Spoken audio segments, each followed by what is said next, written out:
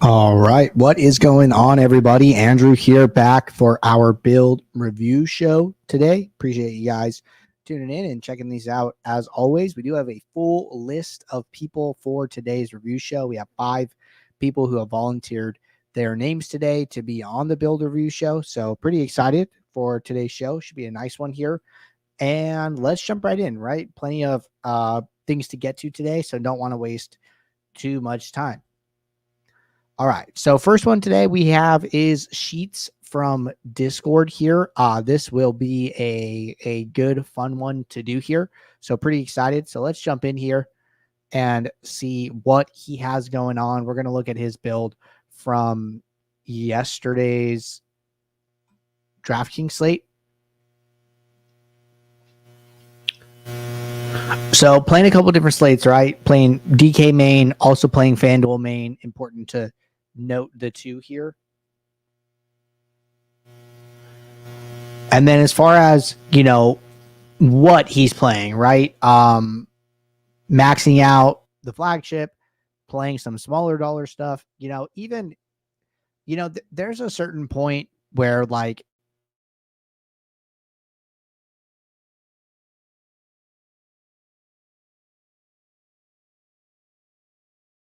starts to like break down a little bit, and it's typically like as you grow in stakes, right? Like I'm pretty sure Sheets does not have access to lower stakes contests, right? That is like for building a bankroll. But even here, right, he's playing 150 max, and then he's also balancing it out with single entries, right? So he's playing like probably pretty close to like 50-50 split here between like single entry 3 max and like these large field contests as well. And playing some qualifiers as well, right? There's plenty of satellites to these qualifiers and things like that. So I think his contest selection, honestly, like this is pretty interesting, right? You take a high stakes player and see like, hey, even he's kind of balancing out his own play, even though he's, playing bigger stakes here, right? So everything looks good there. A lot of builds here, right? We see 1 build, 2 build, 3 build, 4 build, and then we see 4 different swaps. So I'm actually wondering if he's, breaking out his contests into all these different builds. But we'll get to that in a moment here. Let's load up the flagship from yesterday and let's see how he graded out.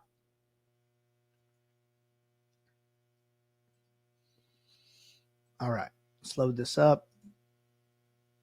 And I believe he is MB Habes, if I'm pronouncing that right. Okay, so we're looking at like a 2% positive sim ROI here. A lot of unique lineups. Sim average score is about like 101. A lot of average salary being used. So then now, because we know he 150'd it, let's go in and look at people who are maxing this out. So some of the top sim ROIers here in like the 20-ish % range. Some of them being, SaberSim users here, right? Probably using like our defaults, a lot of things like that. This is kind of like a spot where we talk a little bit about where, hey, the projections you're using are going to have an effect on your post contest sim ROI values here, right? And because like if we look at like his underlying metrics here, right? He had average dupes of 0, a lot of unique lineups. His sim average score was like 101, which is right in this range. His average salary was like 49.5, right? So like a lot of, broad spectrum, like zoomed out.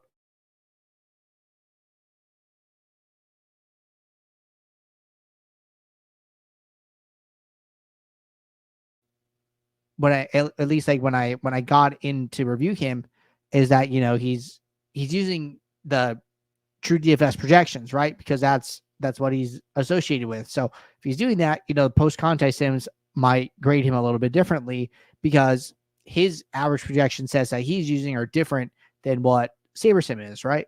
So just kind of an important note there, I would say.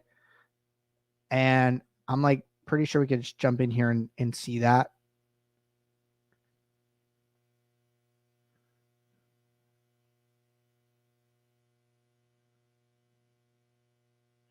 So I'm interested to see how he broke this out.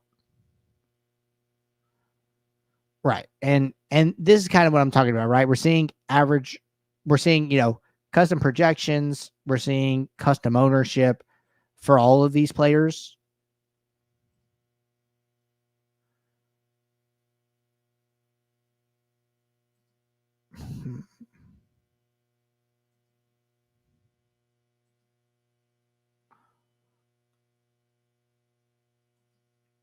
Okay. So one thing that's standing out to me right away,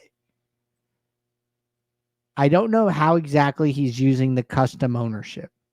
And I want to make sure he's not using it in a way that he thinks he may be using it, but maybe it's not working, not having the intended effect, right? So, and this goes for anybody using custom ownership, right? If you guys are using custom ownership, the best thing that you can do is build out your own custom set of field lineups. And the reason for that is, let's say that you upload custom projections, right? He has Luis Castillo 1 point higher than we do. So we account for that in the contest sim, right? We're like, okay, hey, when Castillo scores, 15, give him 16. When he scores 25, give him 26, right? We're taking the difference in projection and we're adding it to every outcome, negative or positive, that the player in question achieves. So that the projection adjustments get taken into account, nothing special going on there. But the ownerships do not, right? Like, let's say that, hey, our flagship MME has, pre-slate has Castillo at 49%. Well, let's say your custom ownership has lowered him to 38%, which like we're seeing here. We are not making that adjustment in the field lineups automatically. The field lineups are a static set of lineups that do not change. The only way to change field lineups is to build your own, right? So if you're uploading custom ownership, what it has an effect on is like some ownership has an effect on like the Saber score formula, because that gets taken into account in Saber score. If you're doing like some type of geometric mean, it'll affect that as well, but it will not affect the field lineups that you're simulating against. So you might end up in a spot where like, hey, I'm uploading custom ownership, but you're not using any of those few things that I said, like the sub ownership or the Saber score, or the you're not using geo mean in like a large classic slate MLB. Well, now it's not really having an effect on anything. So that's why I would say that if you're going to do this, make sure you're building a custom field. It's like what I could see here is like, hey, maybe he, uploads this, builds a custom field just for the 150 max, because that's like the flagship contest.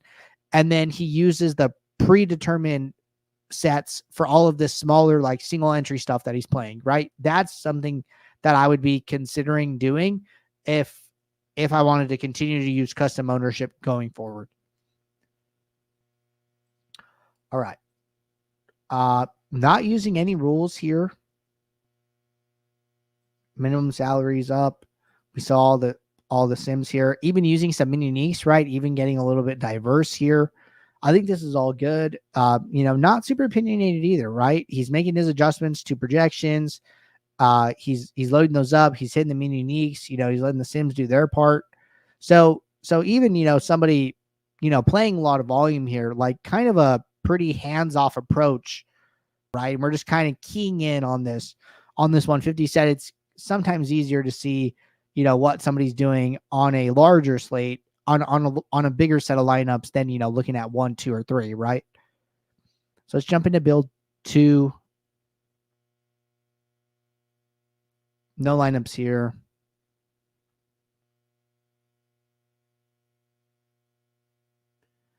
Jump into build 3.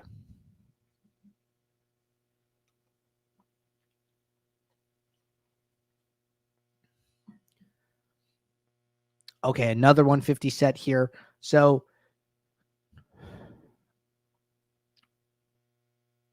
I'm not sure if like maybe build 1 is like, hey, let's just like, see what the slate's looking like.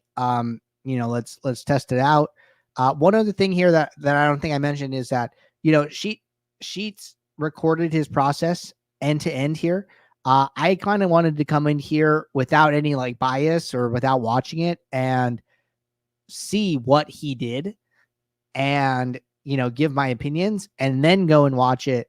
That way, we could see if we could connect the dots after, as opposed to just kind of already knowing what he did and why he did it. I want to just give like my raw thoughts here.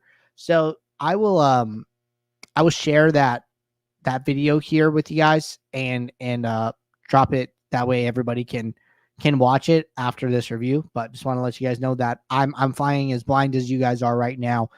And I didn't want to have any bias. So has an aggregate metric for average projection. I think that's good. I think it's kind of interesting, right? We saw that, he is playing the mega qual for the DraftKings live final, but he did have one entry, right? And we're looking at a set with 150 lineups. So I'm not 100% sure why that sorting metric is being used with this 150 set. So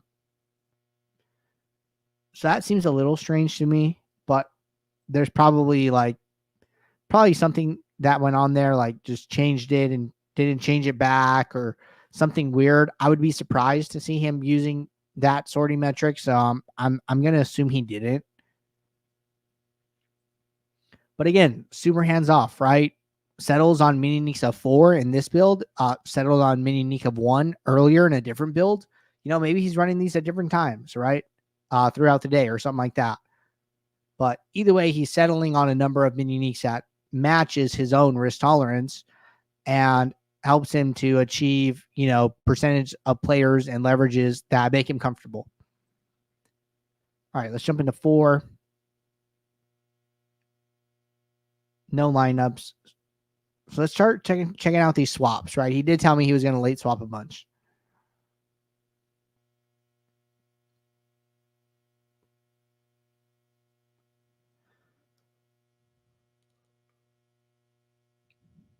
Okay, swap 1.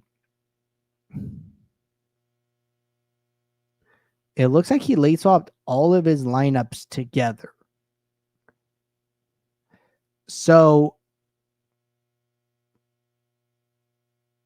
it doesn't look like he built his lineups this way, where they were all together. In my opinion, it's probably a good idea to break out his swaps here, and let's just go and look. There's 4 swap windows here, right? So swap 1, we see 150. I think I saw 157 lineups.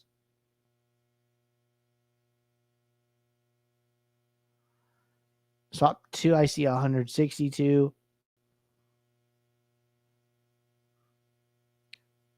Actually, we should be looking at something a little bit different.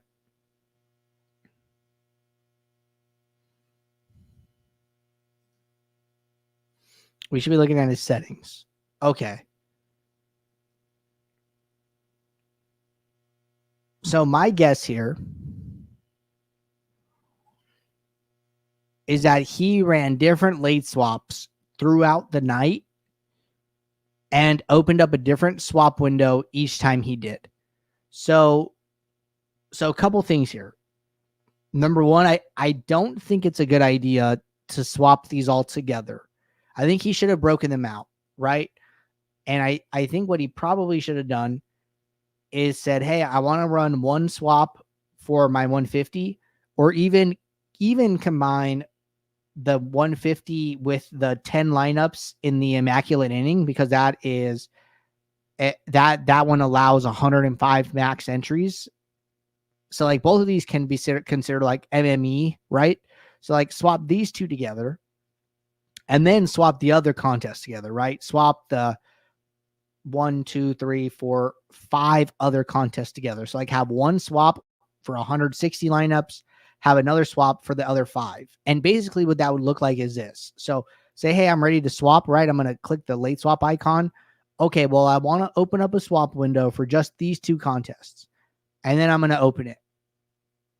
And then it's going to ask me hey, some of them aren't selected. Yeah, I know that. So good. So now my swap 5 is my 160 lineups, my 2 contests that are considered like MME. And then I can go and open up a new swap window for the other contest in question, right? 1, 2, 3, 4, 5, and then have a swap for these ones. And then I can name them, whatever I want, right? So I'm going to say swap MME. And then I'm going to say swap single entry. And then now, as games lock throughout the evening, right?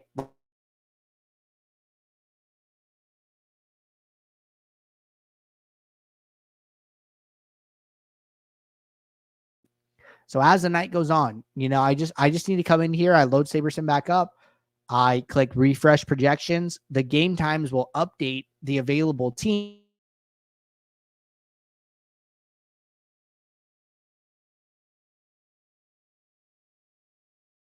I can basically continue to use these same 2 swap builds the entire night. So I think that would actually probably help out a lot, just with being more specific on a contest by contest basis, or being more specific into these 2 buckets that we've effectively created for the swaps. Like if you're going to be running 4 swaps in the night, you're at that point, you're not being as specific on a contest by contest basis as you could be. So I actually think that setting up the different swaps is going to have a big impact on his sim ROI. So that would be my biggest recommendation, is to split up your swaps like that. And, just be aware that like post contest sim ROI is going to be a little bit different because of the custom projections being used. But other than that, you saw like a player playing high stakes, with a pretty hands-off approach, right? Trusting the numbers, trusting the sims, trusting the outputs, making some small tweaks with risk management, but overall, very hands-off approach. So seems good. And I think that, small adjustment here in the late swap strategy should go a long way. But good one to get us started today. All right, let's jump into our next person here.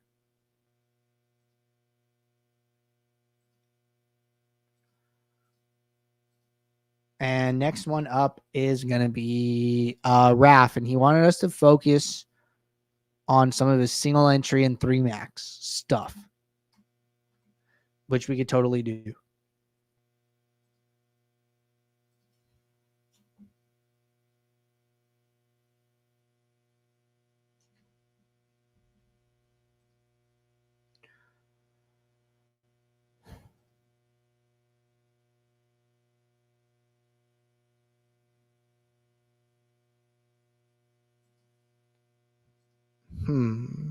Okay.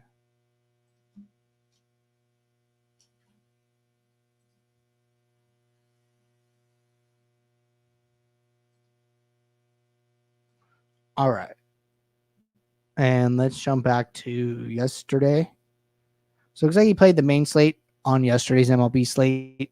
Going to get him up on the screen.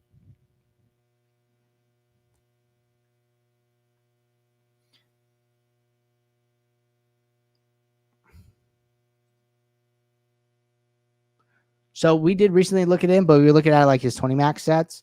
We're going to spend a little bit of time looking at some of the smaller stuff, like the single entry and 3 max. Probably settle on the 3 max stuff just because we get a couple extra lineups. So let's look at this $5 3 max to start here.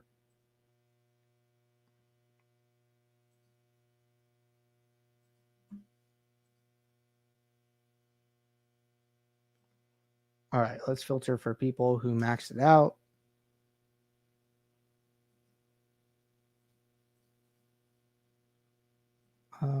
I put 3. My bad. Or I didn't put 3.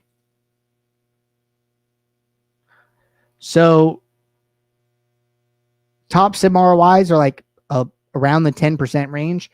And he's sitting here at 8%, right? We could see him on this list. He's in the top, 10-ish people here, like hovering right there. So that looks really good, right? Sim average score looks strong. using plenty of salary. This looks good. I think that, sometimes people think there's like a big difference in the way that you need to approach your single entry and 3 max as opposed to the way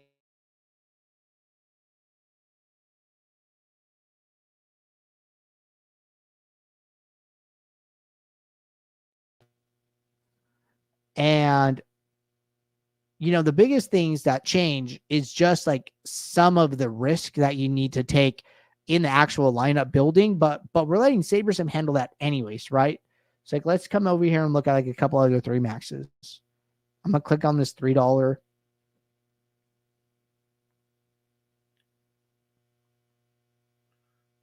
Okay, entries 3, sim ROI, so a little bit lower in this set. But see, like what's interesting, right, is like this is probably just like a little bit of noise, a little bit of variance, because like the hardest one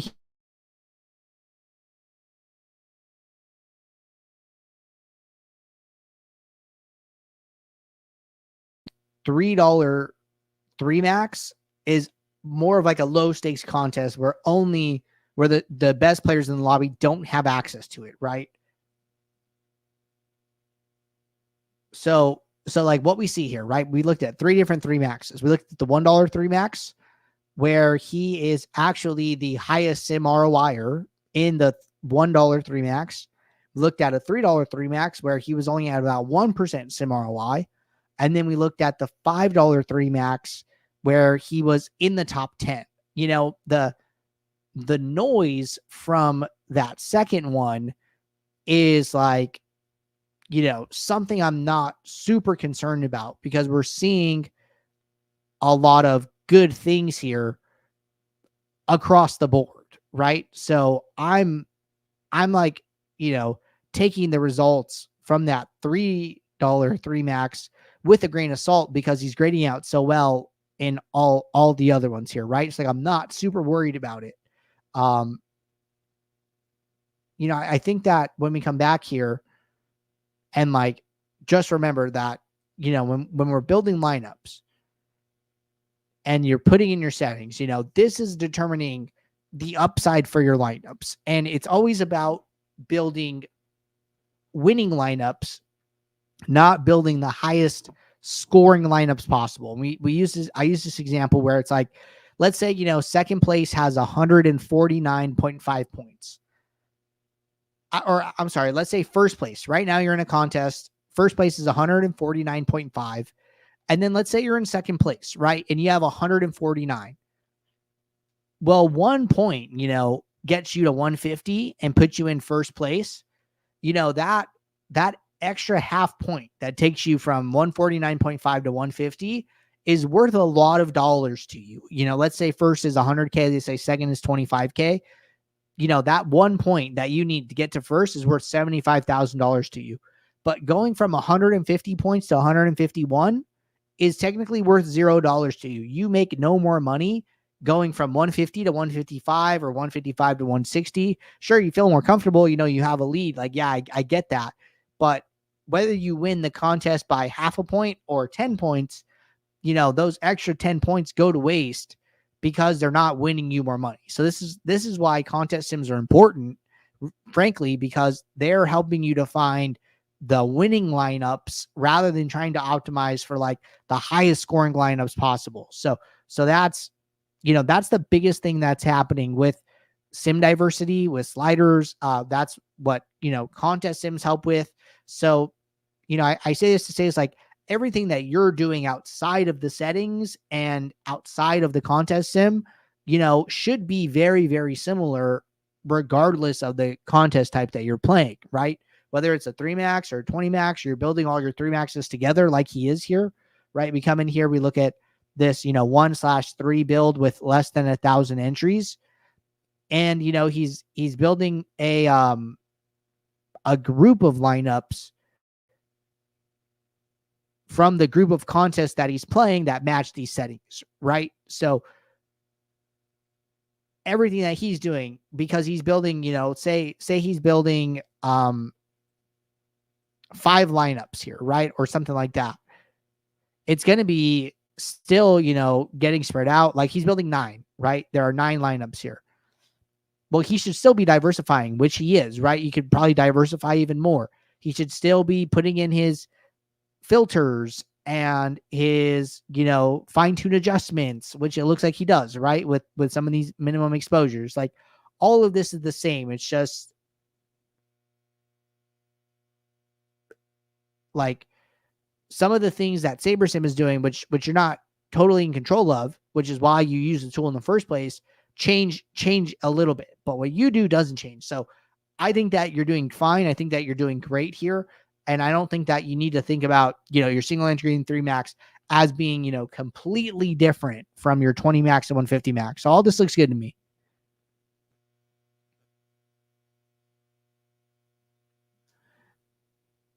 Yeah, and Ralph said that, he was using unique random, and like, sometimes that happens, right? Sometimes you use it and it ends up, in a contest that maybe you didn't want it to end up in. And like, that's unfortunate, right? The only thing you change is using unique rank and filling these top to bottom, right? So if I were to come in here, use unique rank and then fill them just descending, where it's like, hey, at least I know that my top lineups were in my highest dollar contest, and maybe I could, sleep a little bit better at night knowing that if I didn't play the lower dollar contest, that I never would have got to the lineup that I got to in the first place, right? That's the only thing that you could probably change here.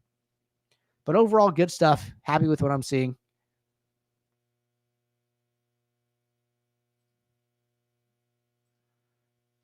All right. We're going to take a quick step back here because we do have a question about the Sheets review. So Temming said, after you watch Sheets' video, is there a way you can give feedback on how he could have done better or should have done it like in a video or where we can see? So I will share the video that he shared with me. We could talk about it probably like at the start of tomorrow's show. So I'll give it a watch, and then I'll provide the link that he provided me to watch the process.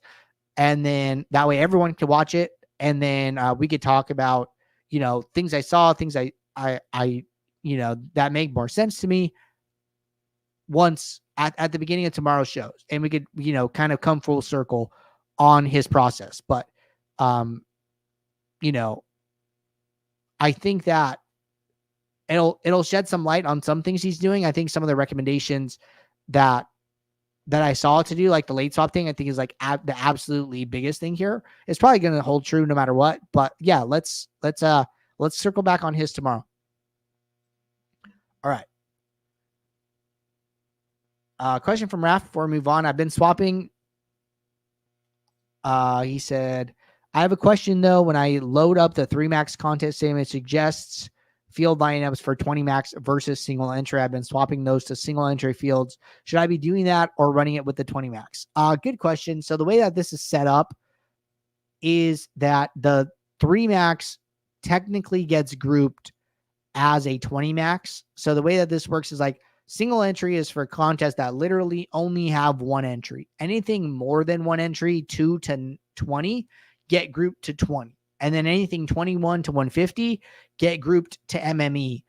The default is to go to 20 max. I would say leave it because that is how the team has set it up.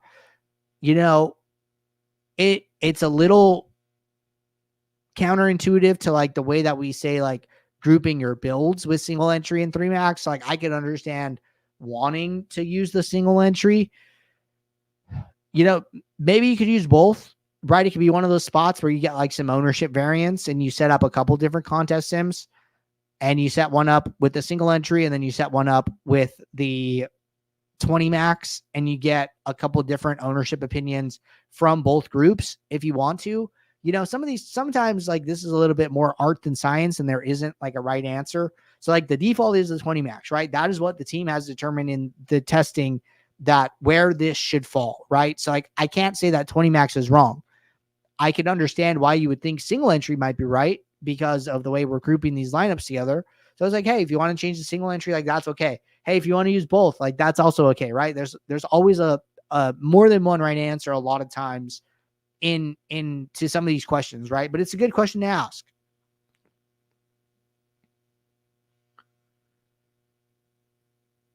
All right. Good stuff here so far. Let's get our next person up on the screen. We have Sick Hemi up next.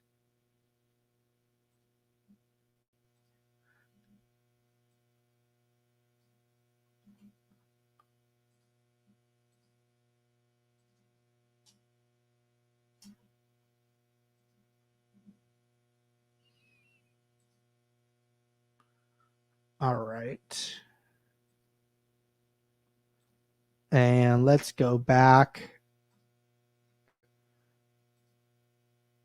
Let's go to yesterday's main slate. So 327 contests here. So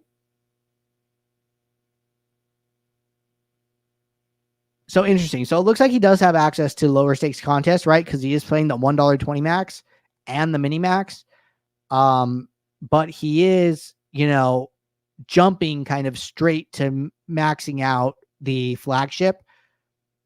I would start slower, right? I would definitely start slower. Like there are so many good contests that you could play before, allocating $750 to this contest, right?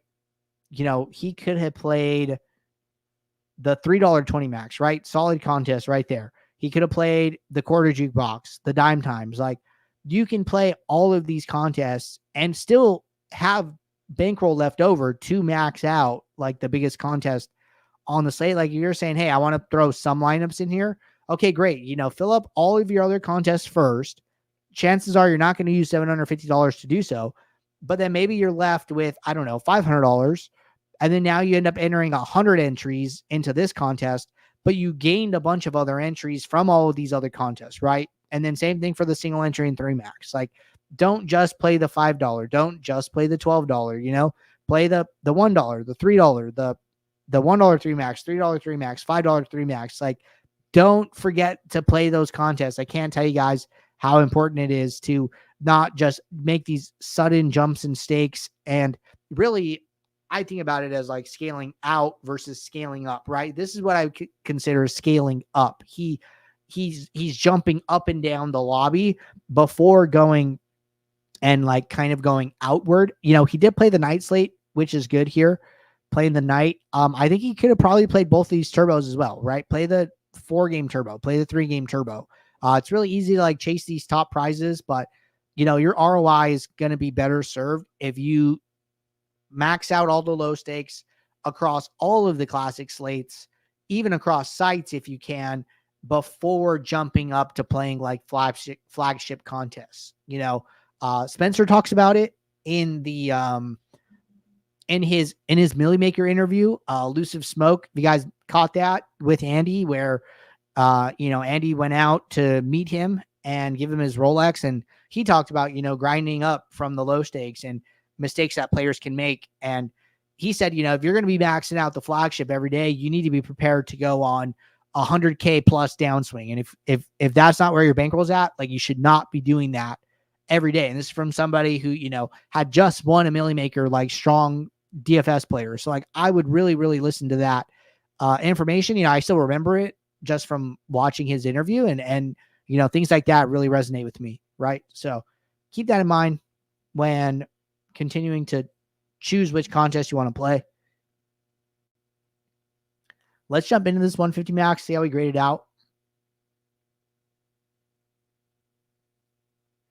And something interesting here that we can maybe do. So we're looking at the $5 first. Okay, so in the $5, he graded out with about a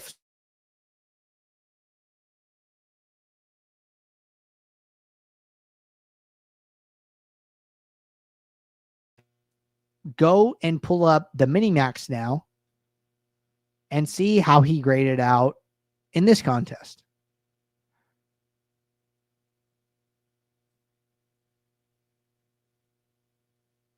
So interesting that he graded out so much worse here. Now, I'm not 100% sure why yet, but it looks like in the mini max, he has like a negative 13, negative 14% sim ROI. And then in the $5, he had about a 6% sim ROI.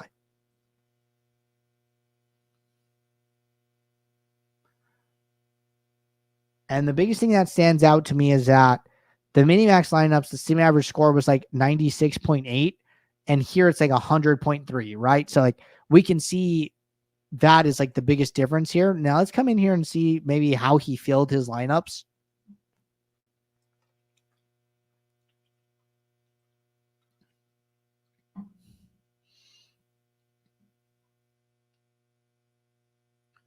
And we're loading up build one here.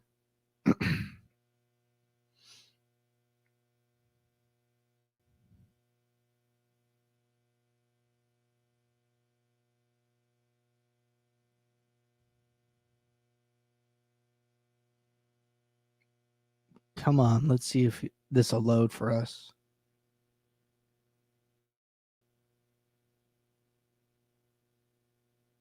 Okay, it does load. Great. So it looks like he built all the lineups together. And then he used unique rank to fill his lineups. So what this tells me here, right, is that his top lineups end up being so much stronger than the lineups lower down in his pool. Now, why that is, I'm not 100% sure. But let's come in here and see like what the lowest lineups in his pool look like. Okay, what does this filter look like? So ROI greater than 0.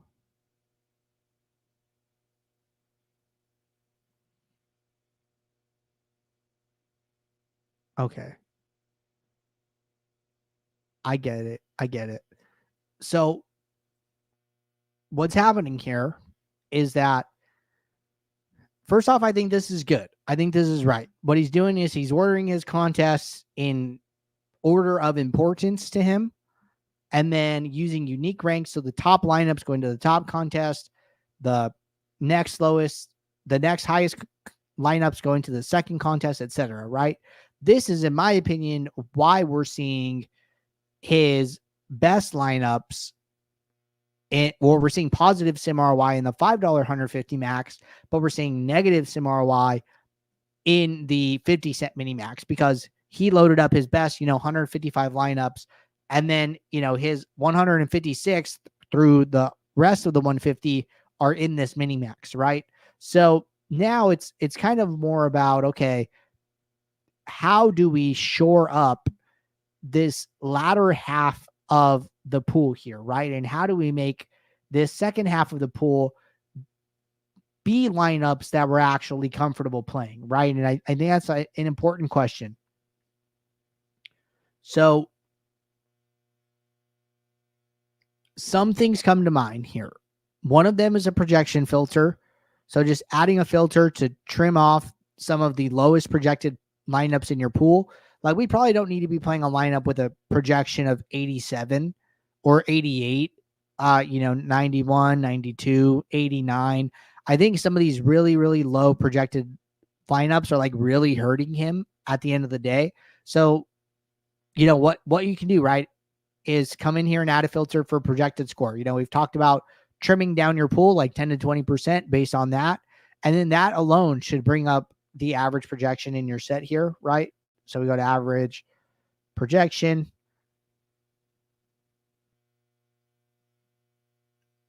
Right now it's showing 109, right? So that tells you just how highly projected the top lineups are.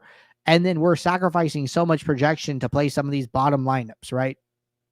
So maybe what you could do, and I don't love, this isn't like my favorite suggestion. But lowering mini neeks could be a way of getting to higher projected lineups, right? Like, you're going further down in the pool because you're increasing your mini neeks, right? And this comes into like, well, now maybe I'm like, I might be over leveraged, things like that. So, maybe I don't want to do that. And maybe you're right, so that's an idea. The other one is the projection filter. Come in here and say, hey, show me lineups with projection greater than X. See how many lineups it trashes. it'll probably end up getting rid of some of these low ones, right? The 87s, the 88s, 89s. If you're setting some projection filter to chop off the bottom 10 to 20% of projection, you're going to get rid of those lineups that are dragging that same average score down. So that would be something else that I would be experimenting with. But other than that, those are the biggest things that I'm really seeing here. I think it's good that you're using unique rank the way you are, because it is obviously helping you in where your more bankroll is allocated.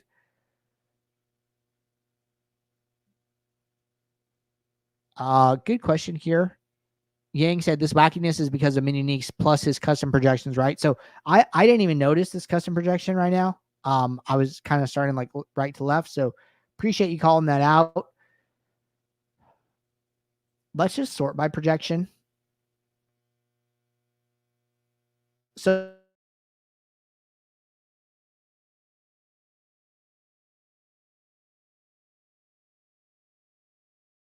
you go from 19.65 to 19.5. You go from 18.45 to 18.7. But then we see like some really strange ones where it's like Lindor going from 11 to 18. Martinez going from 10 to 16.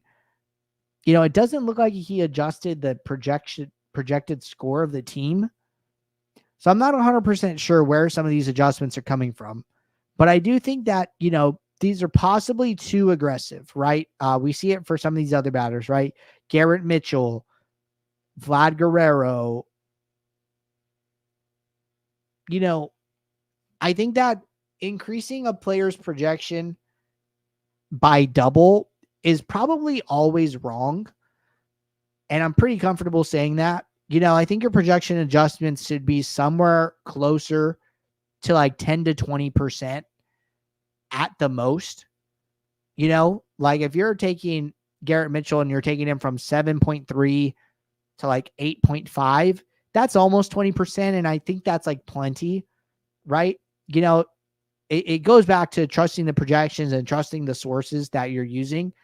And I'm almost positive there's nobody in the industry looking at Travis d'Arnaud and saying, hey, he should be double what SaberSim is projecting, right? And again, I think that if you're going to be making these changes, you should be tracking them, right? And it's like, come in here and, look at these batters and write them all down and say, hey, did these guys actually achieve this, right? And a huge red flag is, these massive adjustments on all these players, but then you see like all these very, very low actuals. Like taking Lindor from 12 to 18 gets 3. Taking Martinez from 10 to 16 gets 2. Taking Vlad from 8 to 14 gets 9.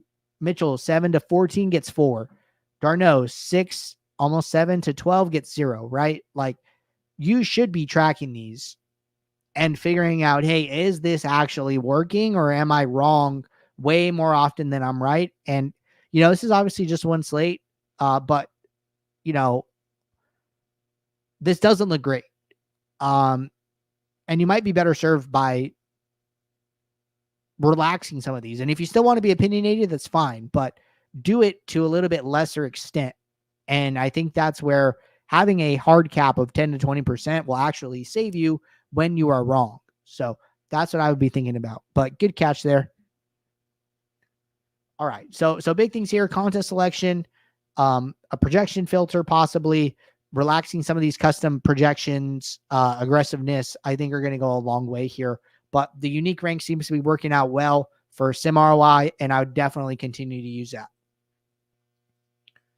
All right. Going to hit our next person here, Jay, in the Discord. And let's get Jay up on the screen.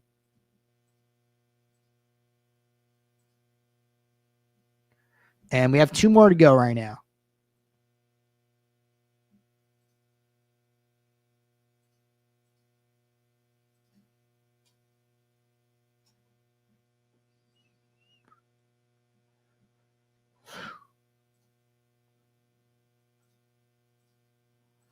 And let's go back to yesterday. Looks like he played the main and the turbo. Let's get him up on the screen.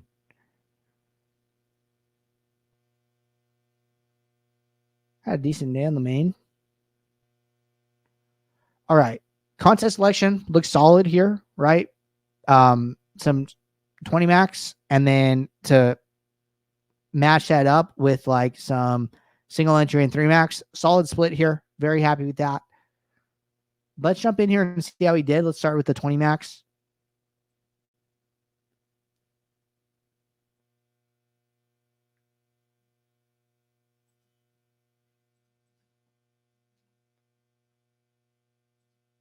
All right.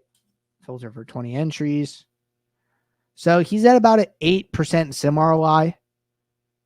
And some of the top numbers we're seeing are like closer to like 20. So first off, moving in the right direction here, right? Positive sim ROI is always a good start. Let's see if we can, help him improve to take this next step.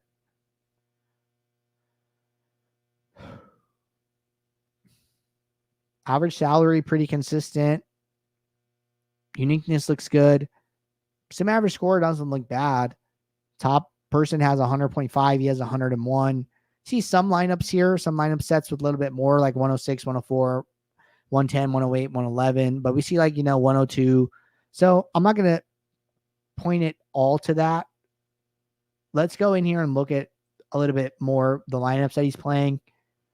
Good correlation. 19 out of the 20 lineups have at least a 4-stack or more.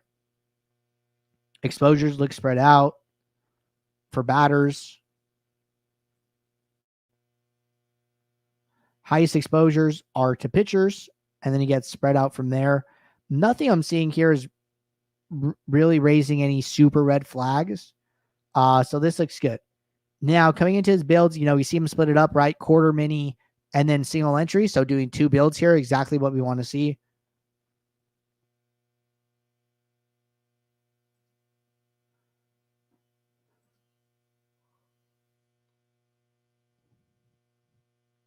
Okay. So using Saber Score here, not on the ultimate plan and still putting up good results. Ownership less than 180. I think this is fine, to have something here that is trimming the highest owned lineups out. We've talked about this on the show. Probably could have lowered it a little more, right? Only got rid of 27 lineups. Maybe, get to like 10% here, right? So take that down to 175 or something like that. I think that's okay. I think if you're using Saber Score, I think it's a really good idea to have an aggregate metric that shows you the average projection. Just because you don't have that like ROI data point. So having this can really help you as you change mini uniques to see the effect that it's having on your lineup set, right? So like when he's at mini unique of 1, he's at like 100.4, and then he goes down to mini unique of 5, and he's at like 100.4 as well. So like I think that's awesome. That would make me feel so much more comfortable about using 5 and possibly even going lower, right? And I think 5 is kind of the right number because 6 gets them down to like 98.7. But with that, you at least know that like, hey, my average projection of my set hasn't really changed at all. I think 5 is actually a perfect number. Without it, you see the exposures change, you go down in your lineup. But, I just think that data point is like a nice thing to have. It gives you a little bit more assurance to those changes. Not seeing a lot of minimax exposures. So all's well there.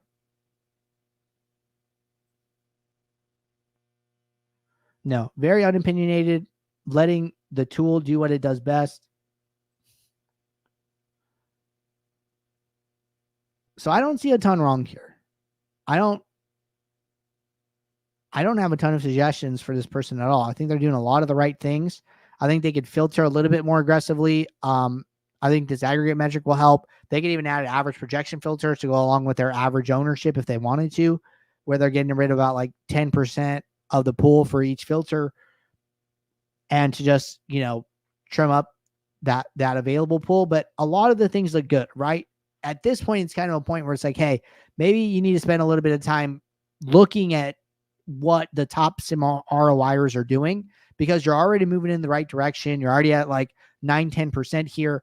And, some of the top people are in like the 20% range, but a lot of your underlying, broad stroke decisions look good. So go a little bit more granular, maybe look at the lineups in your set, right? try and figure out, hey, what lineups are grading out bad and which ones are grading out good, and how can I play more that are closer to the style of the good ones, right?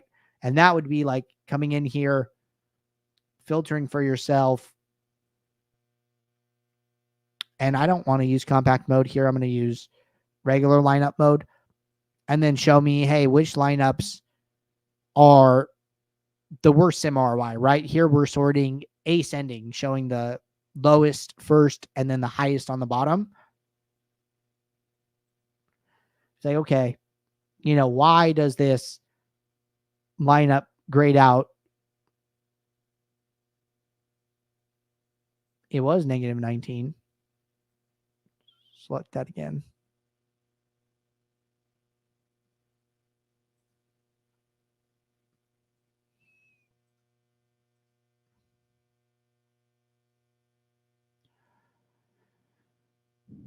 All right, going back to what we were saying. It's like, hey, why is this lineup grading out negative 19%, right? Okay, projections like 95. It's possibly like the only thing standing out to me is like we have such low ownership here. Like we're playing kind of like a punt pitcher with also very low hitters as well. Like this might be like too much leverage, like too much low ownership here to go along with like a low projection. Very similar here, like very similar lineup as far as like ownerships and decisions go, just a little bit different players.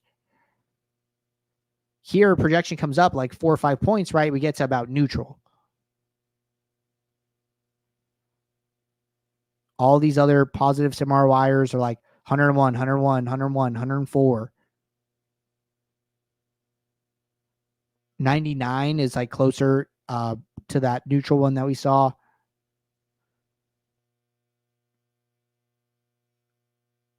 This one in particular is interesting, right? Projection score of 96, like 5% sim ROI. We kind of want to focus our attention like more on like the higher ones, like 36%, right? Like how do we mimic more of these, right? And I think it's like you strike this balance here where he's playing a few high-owned hitters, right? So like he's getting more ownership, but he's playing a punt pitcher, right? So it's like, okay, comparing this to like the one that did bad, one projected score is about 10 points different. He does have a punt pitcher, but then he's assuming ownership from like one of the chalky stacks, which is getting his projection up. But then he's taking a lower owned 5 stack with that, right? We see kind of like a little bit more balance in this lineup as opposed to so many punt plays. So this is like, what I would be doing. We see this lineup, right? Low hitters across the board, but 2 chalkier pitchers. So both these pitchers, no punt pitchers in this high sim ROI lineup. So trying to balance ownership with projection and find a good balance, right? So like compare your top lineups with your bottom lineups, and you're going to see some differences. And then that's going to help you to make decisions that will lead to you playing less bad lineups, and your sim ROI would just naturally go up. So this is probably where I would spend some time and, try and make some adjustments to what I'm seeing here to help your sim ROI go up. All right. Good stuff there. Got one more person for today.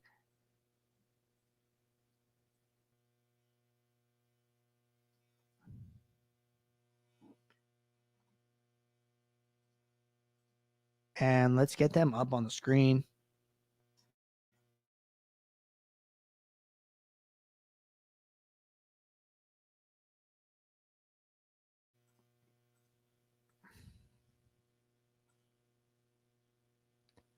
All right. Pulling up the main slate again. Mr. Jim here. And let's jump into the contest tab. All right. So low stakes contests look solid. Really quickly here, Sheets said, just catching up, would have been happy to join to walk through it. We'll go through it later. Keep up the great work. Appreciate it. Yeah, I kind of wanted to just jump in here. I let everybody know, I'm like, hey, I'm just going to give this my raw thoughts, and then I'm going to go in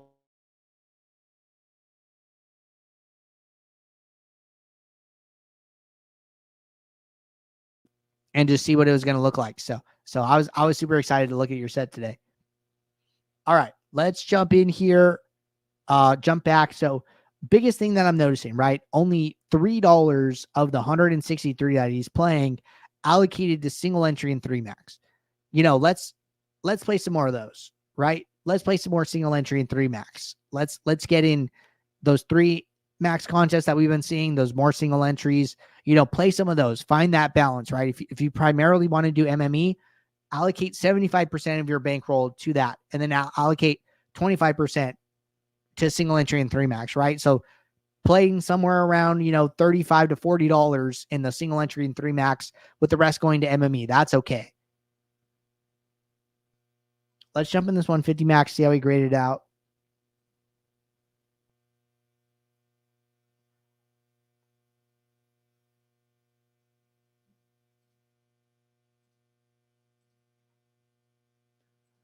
Jump over to users.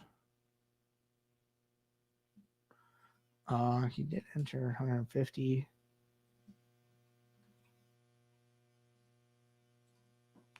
Okay, negative 1% here. So let's see how that's looking.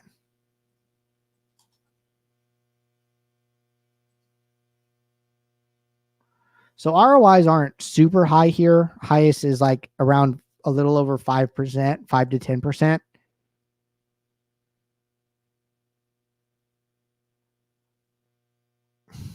Interesting. So his sim average score looks solid. Salary looks solid.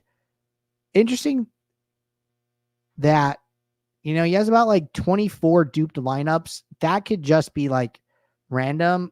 Average dupes is still 0. We see some of these guys here, even at the top, randomly getting duped as well. Like even this 3% person had like a kind of a similar number to him. So sometimes like when it's hard to tell like why you're off, that other exercise that we were just doing ends up being really good. If there's nothing just like glaringly bad, right? That's when I would go into your lineups and start comparing bottom to top. So I would go through that process like we just talked about for the last person we did, because I think that will probably help you to just shed some of these low sim ROI lineups and effectively be left with just higher sim ROI lineups. All right, let's jump into these builds.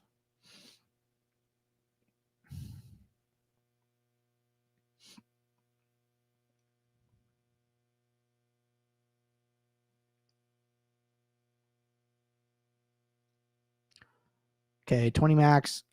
Using these filters are good. Average projection, probably average ROI, minimum projection. Filters for ROI greater than 0.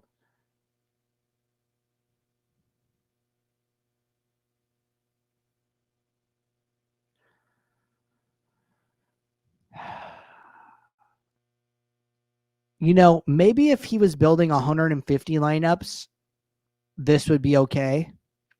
But I think if you're only building 20, having your highest projected lineup be 12 points different from your lowest seems a little high for 20 lineups.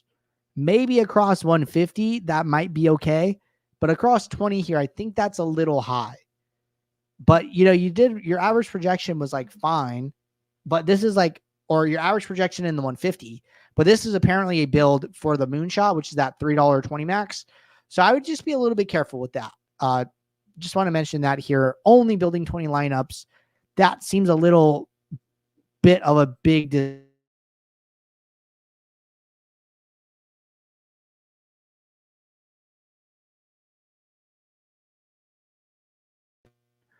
all right. Not super opinionated here. Not seeing a lot else wrong there. So this build looks fine. Just that one note. This is 150 set.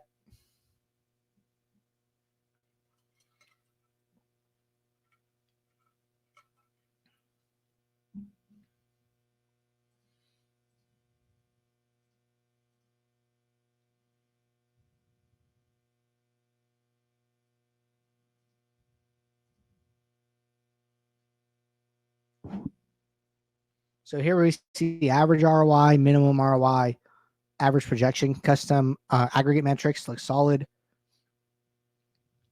I'm actually kind of interested. See, average projection. What is the minimum projection? So here, even in this 150 set, that difference is about 10 points. Also, I'm saying like, okay, across 150 lineups, 10 points might be okay. But across 20, I think it's a little too low. So just keep that in mind. Again, pretty hands off. So kind of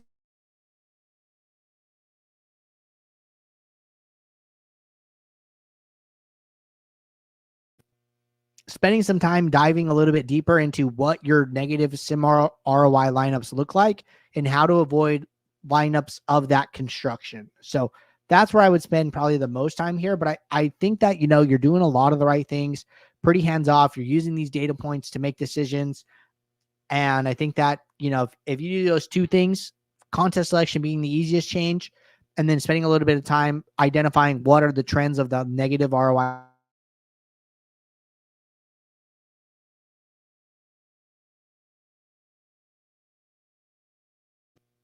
Those would be my big takeaways right here. But else, other than that, nothing glaringly telling me like, hey, this is bad or something like that. I don't see that at all.